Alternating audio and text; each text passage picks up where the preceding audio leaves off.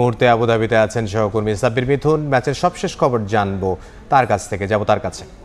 মিথুন, বাংলাদেশ দলের কাছে যেমন শুরুর প্রত্যাশা ছিল, ব্যাটাররা কিন্তু তেমন একটা শুরু এনে দিয়েছে। এক্ষেত্রে কৃতিত্ব দিতে হবে তানজিদ তামিমকে। নিজের সপ্তম আন্তর্জাতিক টি-20 50 তুলে নিয়েছেন, বাংলাদেশকেও একটা ভালো অবস্থানে রেখে গিয়েছেন।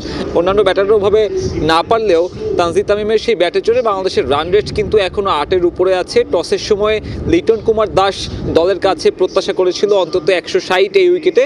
তবে আমরা যতটুকু উইকেটটা দেখলাম বা দলের একাদশটা যেমন, তাতে আমার মনে হয় বাংলাদেশ দলের জন্য 160-এর বেশি যত রান করা যাবে ততটাই সেফ জোন থাকবে। কারণ আপনি নিয়মিত যে 4 বোলার, সেই 4 বোলারের বাইরে 5th বোলিং অপশনে কিন্তু পার্মানেন্ট যে মানে পুরোদস্তি যে বোলার, সেই বোলার কিন্তু নেই। শামীম পাটোয়ারি এবং সাইফ হাসানকে দিয়ে আপনার 20 ওভার পূরণ করতে হবে। সেক্ষেত্রে বোলিং ইউনিটে আপনার দুর্বলতা আছে, এটা মাথায় রেখেই ব্যাটারদের আজকে ব্যাট করা উচিত প্রথম ইনিংস শেষে। তাই রানটা যত বেশি করা যায় ততই ভালো হবে বাংলাদেশ দলের জন্য, এবং ব্যাটসম্যানরা সেটাই চাচ্ছে। একটা লম্বা ব্যাটিং অর্ডার নিয়ে বাংলাদেশ দল নেমেছে।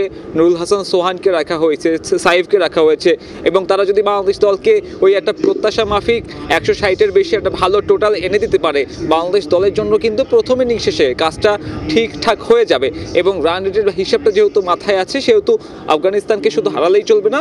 বাংলাদেশ দল এক্ষেত্রে চাইবে যত বড় ব্যবধানে আফগানিস্তানকে হারানো যায় তত বেশি ভালো হবে। কারণ আজকে টাইগারদের গ্রুপ পর্বের শেষ ম্যাচ, অন্য যে ম্যাচটা রয়েছে 18 তারিখে এই গ্রুপের একদম শেষ ম্যাচ আফগানিস্তান এবং শ্রীলঙ্কা, সেই ম্যাচের দিকে বাংলাদেশের নিঃসন্দেহে তাকিয়ে থাকতে হবে। যদি আজকের ম্যাচে জয় পাওয়া যায়, সেক্ষেত্রে আফগানিস্তানের বিপক্ষে বোলারদের ভালো করতে হবে। সেই সাথে পার্ট টাইম যে বোলাররা রয়েছেন অর্থাৎ সাইফ এবং শামীম পাটোয়ারিকে ঠিকঠাক সময় ব্যবহার করতে হবে লিটন কুমার দাসের। এই পিচে সেকেন্ড ইনিংসে বোলারে একটু বাড়তি সুবিধা পাওয়ার সম্ভাবনা রয়েছে। সেই সাথে একটা ডিউ ফ্যাক্টর রয়েছে, সেই ডিউ ফ্যাক্টরটা কাটিয়ে উঠতে হবে বোলারদের। পেসারদের জন্য একটা বাড়তি চ্যালেঞ্জ থাকবে। সেক্ষেত্রে তাসকিন এবং মোস্তাফিজকে ভালো কিছু করে দেখাতে হবে। আফগানিস্তানের যে টপ অর্ডার, সেই টপ অর্ডারকে যদি আপনি কোনোভাবে ছেটে ফেলতে পারেন, তারপরে কিন্তু তার আপনার সামনে খুব একটা চ্যালেঞ্জ থাকবে না। মিডল অর্ডার তেমন শক্তিশালী নয়। রাশিদ খান কিংবা নাবিরা যারা রয়েছে তারা আসলে বড় ইনিংস খেলতে পারবে না, হয়তো একটা ক্যামিও ইনিংস খেলবে।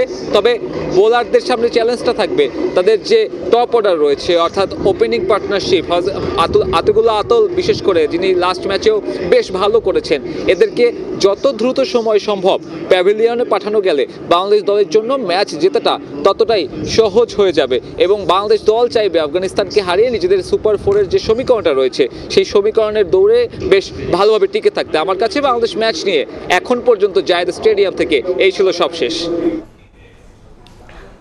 সংযুক্ত আরব আমিরাত থেকে সহকর্মী সাব্বির মিথুন।